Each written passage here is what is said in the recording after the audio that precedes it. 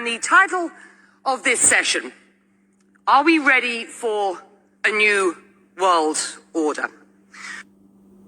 And so I think we have to go deeper. And it's not about the U.S. versus China. It's about what underpins a world order is always the financial system.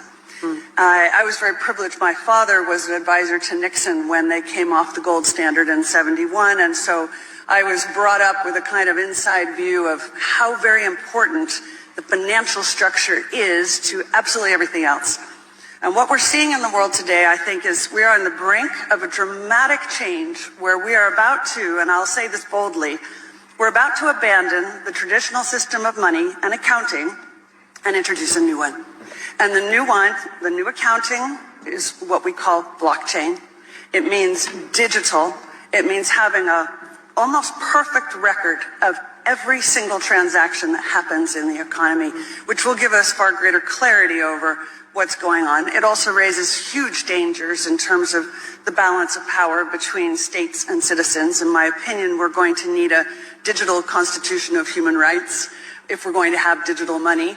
But also, this new money will be sovereign in nature. Most people think that digital money is crypto and private. But what I see are superpowers introducing digital currency. The Chinese were the first. The U.S. is on the brink, I think, of moving in the same direction. The Europeans have committed to that as well.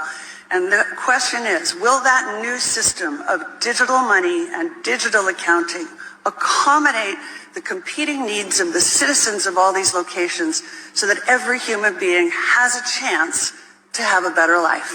Because that's the only measure of whether a world order really serves. Your Excellency, are you ready for a new world order?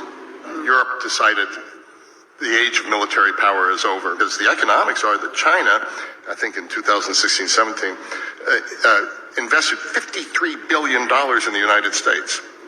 Last year, $1 billion. The way the Americans were able to use the dollar as a weapon to put the Russians on defensive, the manner in which the United States was able to rally NATO. And every 20, 30, 40 years, we have a transition in the world. Is the extraordinary hit to the supply chain of food.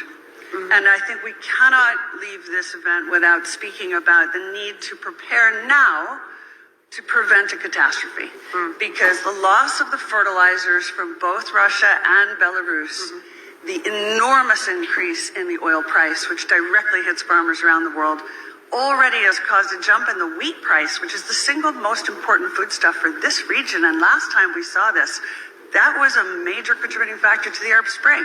So now is the time to think through how will we solve this?